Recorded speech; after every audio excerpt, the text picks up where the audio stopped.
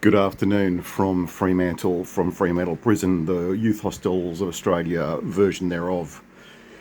It is my last full day in Western Australia for this trip, and I depart in just over 24 hours. So this time tomorrow I shall be at the airport.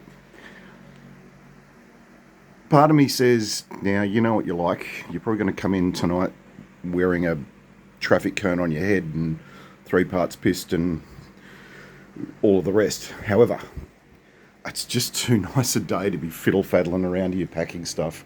So this is my pledge of something or other. I shall not get so falling down drunk tonight that I don't know what my name is or where I live, or I will not leave half of my possessions scattered around various venues in Borlu and Walyalup. I shall come home with everything I take away. That was one thing that I lost yesterday, and then went downstairs and yep, it was behind the counter at the front desk. I mean to put my name and address on everything, but then that doesn't always work. That little phone over there, or both these phones, this one and that one, have both got a thing that when you pick it up and you press the button and you get the screen light up, both of them say, "Hi, this belongs to Bill Quinn. Can you phone each other's number?" So that one says phone this one says phone that one. Only once has that worked. No, not even then.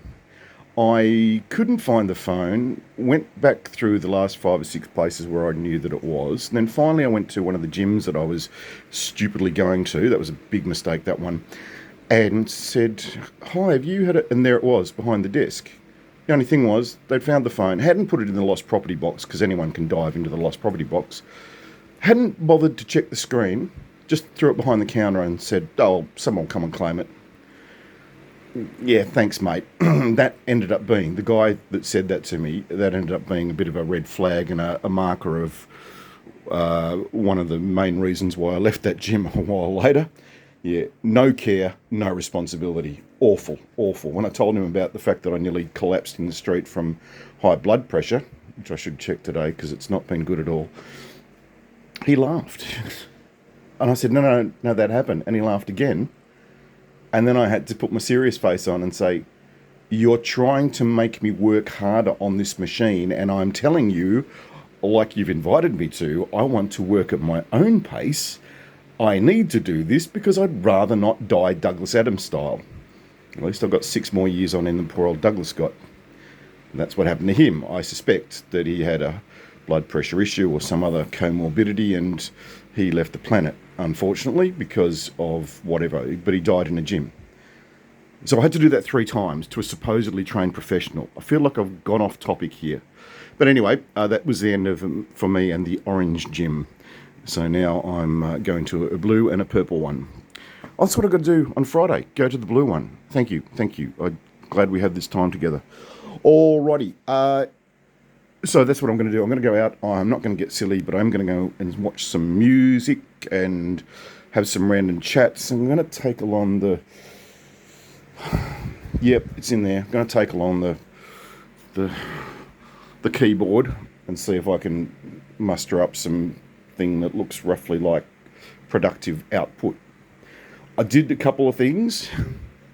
Finally got one thing up and running on my website, which has not been universally ignored. I'm just going to say it's been mostly ignored, but, you know, these things happen.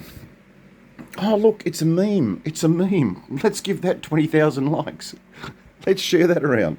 Oh, look, Bill's written a 2,000 word article. Fuck that. Who's got time for that?